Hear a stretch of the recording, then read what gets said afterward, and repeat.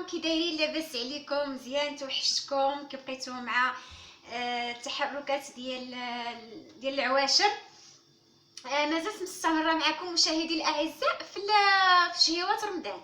اليوم غادي نديرو ان شاء الله بريوات ديال مالحين ديال فروماج بالكاشير.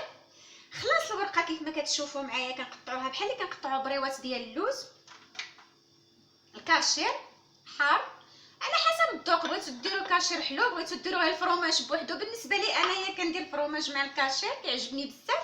هنايا الطحين باش نلصق البريوات ديالنا. بسم الله على بركه الله. المقادير سهله هاد المره. عندنا فرomاج والكاشير، كنجيبوا الفرomاج هكا كنقسموها في النص، كنجيبوا معاها الكاشير صافي. كنبداو نخدموا بريوات ديالنا بحال اللي كنخدموا البريوات ديال اللوز. بالنسبه الا بغيتو نديروهم حتى السيجار ماشي مشكل، على حسب الذوق. هانتوما شوفوا معايا البنات اللي ما كيعرفوش يلفوا خدموا بريوات ساهلين ماهلين.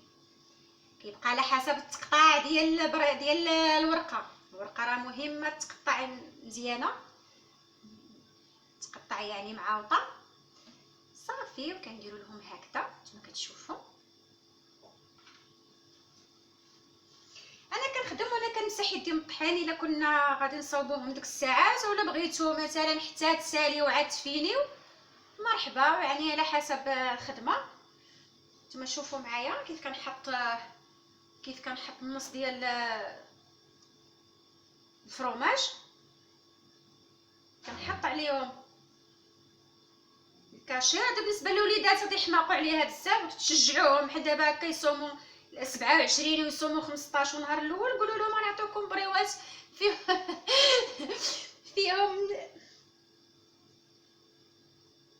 فيهم الكاشير وفيهم الفرomاج، كيجي زوين. غادي نستمر انا هكذا كيف ما قلنا، بحال الطريقه اللي كنصوبوا اللوز ولا كاوكاو. صغار وكاين اللي بغا يديرهم كبار يديرهم كبار، بالنسبه هكا صغار كيجيو زوينين.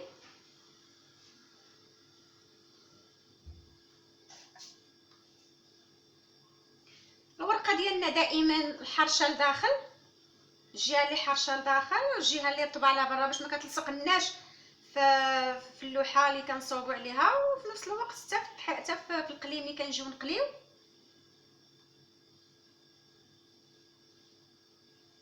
خلاص هادو كيتقلاو غير في زبيته هكا ولا في الفران. من الاحسن الفران، نتفاداو داك القلي ديال الزيت نديروهم في الفران كيجيو زوينين بزاف. الفران ديال الضو ولا الفران اللي كيتوفر عندكم في الدار.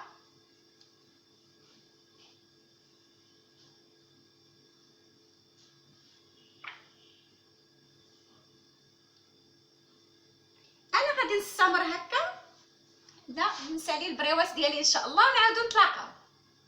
مشاهدي الكرام، ورجعت لكم مره اخرى من بعد ما ساليت التحضير ديال البريوات ديالي. انا خدمتهم مزيان، بريوات اللي كانوا ديال الفرomاج بالطون، كيجيو زوينين بزاف. وكما قلت لكم يعني من الاحسن نقليوهم في الفران ديال الضو ولا الفران ديالي. عندنا الفران موجود يعني الضو ولا هذا احسن من الزيت، لان فيه الفرomاج وفيه الكاشير كيجي في الفران صحي احسن. طبيعه الحال انا ما غاديش نقليهم دابا، علاش؟ لان كيتقلاو حتى هما بحال بريوات العطريه حتى نبغيو نحطوهم فوق الطبله. اعزائي المشاهدين، كنتمنى تكون هذه الحلقه عجبتكم مع شهيوات رمضان. دمتم في امان الله، الى اللقاء.